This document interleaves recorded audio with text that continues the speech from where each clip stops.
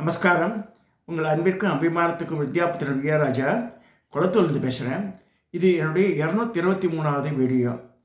இந்த வீடியோவில் நம்ம என்ன பார்க்க போகிறோன்னா, ஷடாரண்ய நட்சத்திரங்கள்.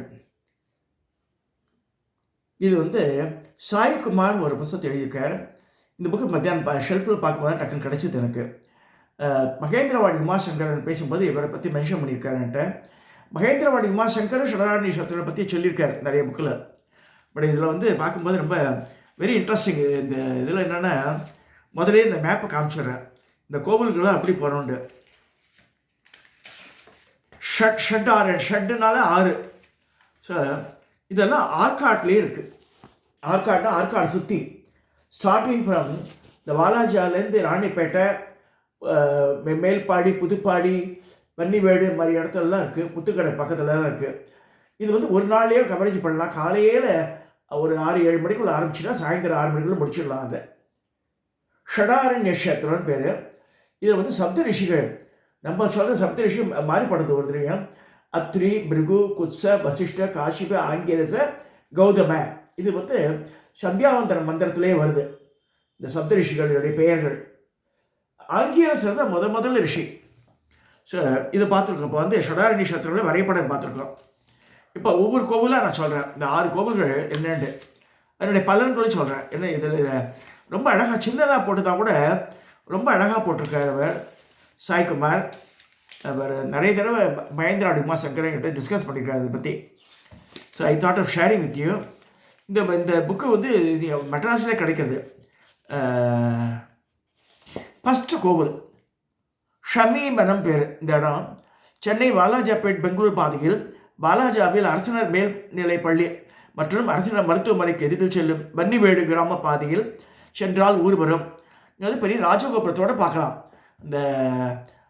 இந்த பிரிட்ஜில் பைபாஸில் போகும்போது லெஃப்ட் சைடில் தெரியும் நமக்கு. டுவர்ட்ஸ் ஆற்காடு போகும்போது இந்த பாலாஜா ஊர் உள்ளே போகிறோம். ஊர் உள்ளே போடாமல் இந்த பைபாஸில் வரும்போது இதை பார்த்துடலாம். அந்த கோவிலை புவனேஸ்வரி உடனுரை அகத்தீஸ்வரர் பேர். இந்த ஸ்தலம் பேர். இது ஷமீவனம் சொல்லியிருக்கு. சப்த ரிஷிகள் ஒன்றானவர் தலைவர் அகத்தியர் என்ற கருத்தில் ஷடாரண்ய நட்சத்திரத்தை முதலாவது தரிசிக்க வேண்டிய கோவில் இது அப்படின்னு சொல்கிறார். அகத்தியர் வழிபட்ட சிவலிங்கம் கைரேகை இன்றும் காணப்படுகிறது. பில்வமும் வன்னியும் மிகவும் சிரேஷ்டமான விருட்சங்கள்.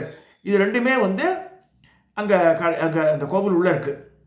இறைவனுக்கு வன்னியை சமர்ப்பிக்க கோடி நன்மை கட்டும். முன்பு ஒரு காலத்தில் இங்கிருந்து சிவலிங்கமாக அந்த புற்றில் மறைந்து விட அதை மண்ணை மூடிடுறது. அப்போ இந்த மாடு மேய்க்கிற அந்த மாடோட ஓனர் பார்க்கும்போது அந்த புத்தில் பால் சொரியிறது மாடு. என்னன்னு பார்த்தா கொம்பு வச்சுருவோன்ற அது உள்ள ரத்தம் வருது. இது நிறைய கோவிலில் தமிழ்நாட்டு கோவிலில் பார்க்கலாம். இந்த மாதிரி புத்துலேருந்து அப்படி வெளிப்படும் போது ரத்தம் வரும். ஸோ குருதி பீரிட்டுது. கலக்கமடைந்த அப்போ ராஜாவுக்கு இது தெரிகிறது. ஸோ கலக்கமடைந்த மன்னருக்கு சிறுவன் உரிமை எம்பெருமான் தோன்றி மன்னர் அகத்திற்காக கோவிலும் கட்டியிருந்தார். காலத்தின் ஓட்டத்தில் இங்கே கோவில் கேட்பாரற்ற கடந்து 1993ஆம் ஆண்டு புதருக்குள் மறைந்ததை வெளியில் எடுத்து பண்ணுறார்.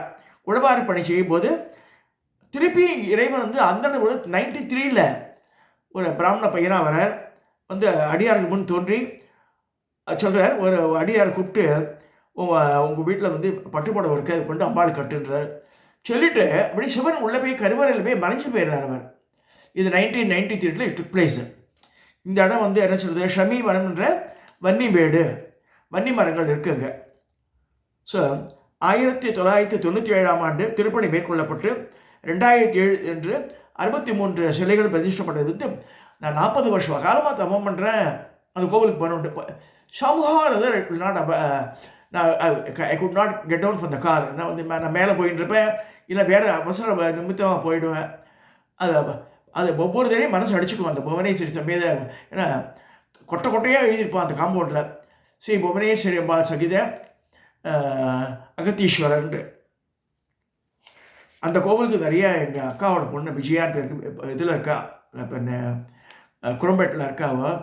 அவள் அஸ்னாபுரத்தில் அவள் அந்த பொண்ணு அந்த காலத்திலே பிரதோஷ பூஜைகள்லாம் பண்ணி அவளுக்கு நல்ல மனமாக வாய்க்கப்பட்டு இப்போ அவள் பிள்ளைக்கு இப்போ காலேஜ் படிச்சிருக்கான் அந்த பையன். Just imagine.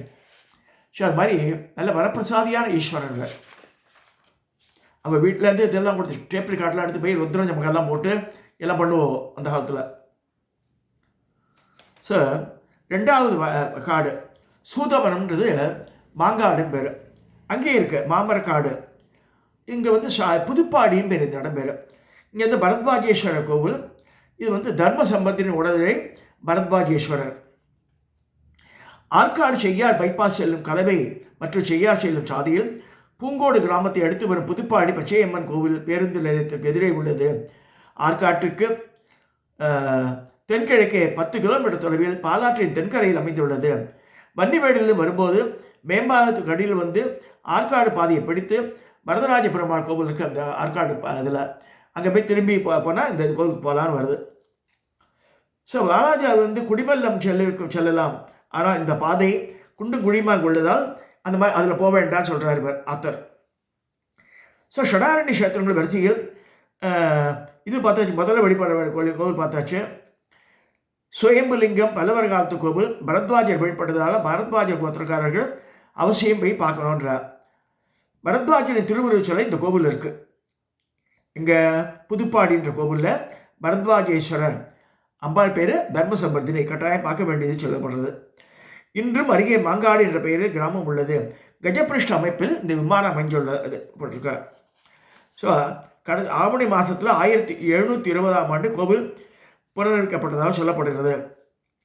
இருப்பினும் அது பரகேசரி மன்னர் காலத்தில் அமைந்த கோவில் என அறியப்படுகிறது.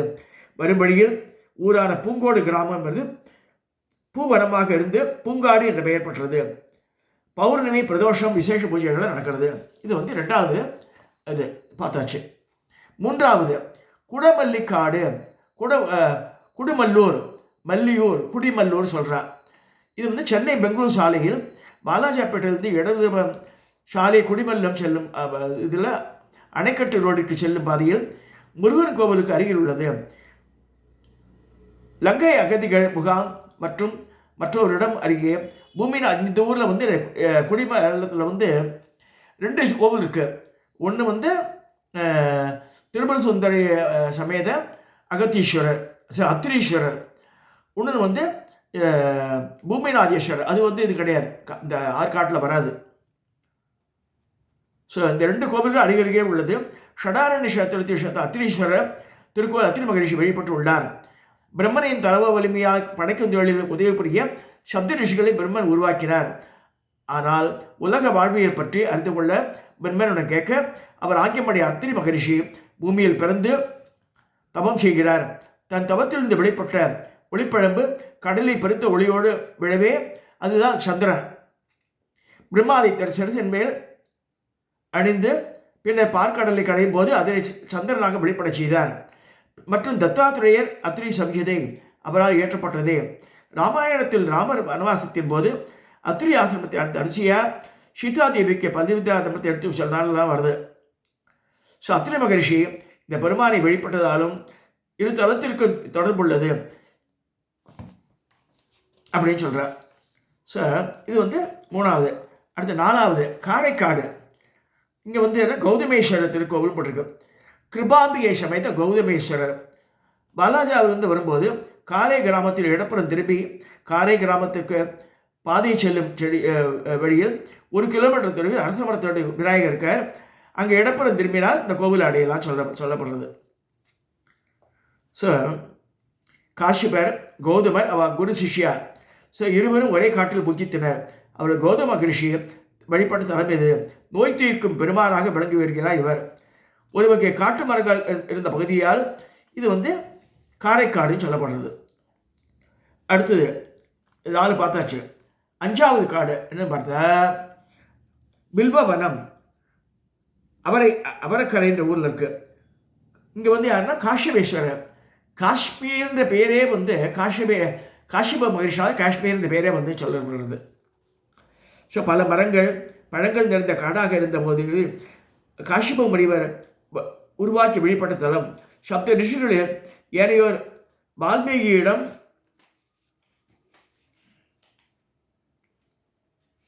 காஷ்யப முனிவர் என்று கேட்க அவர் தவம் இருந்த இடத்தை அவர் அக்கறை என்று சொன்னார். அதனால் அந்த அவரக்கரைன்னு அழைத்து கடைசியில் அந்த இது ஸோ ஒரு கால பூஜை நடக்குது இங்கே.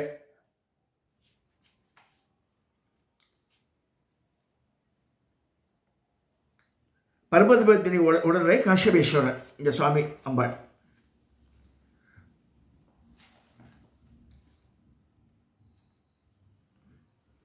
அடுத்ததாக 6வது கோவில் திம்மபுரம் வேப்பூர் வசிஷ்டேஸ்வரர் கோவில். இங்கே வந்து பாலகுஜாம்பிகை சமேத வசிஷ்டேஸ்வரர்.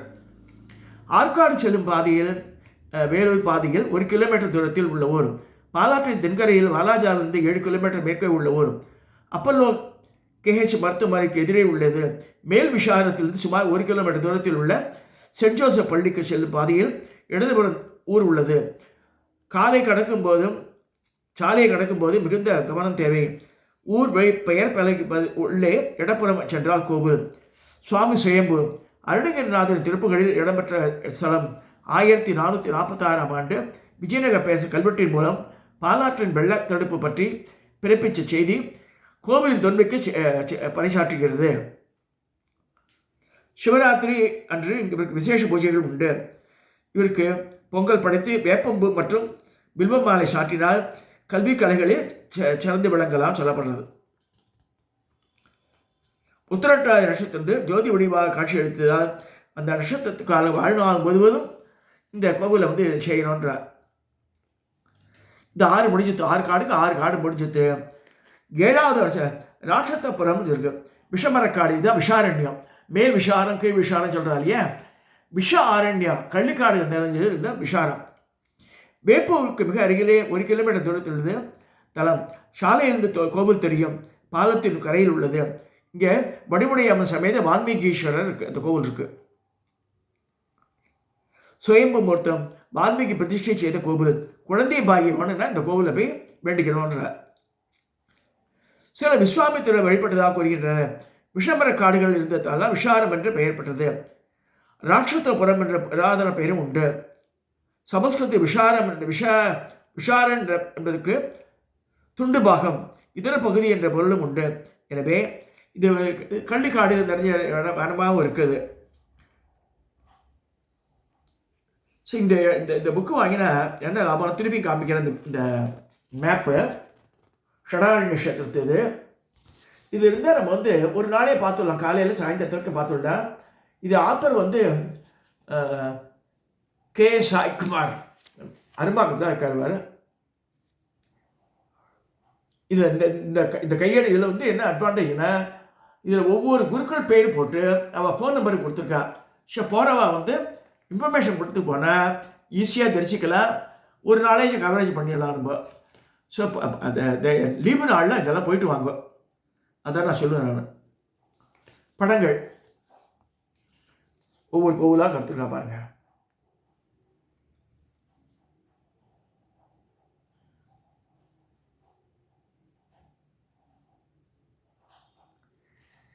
ரொம்ப அழகாக போட்டிருக்காரு. இந்த டேபிள் ஆட்டையும் போட்டார்.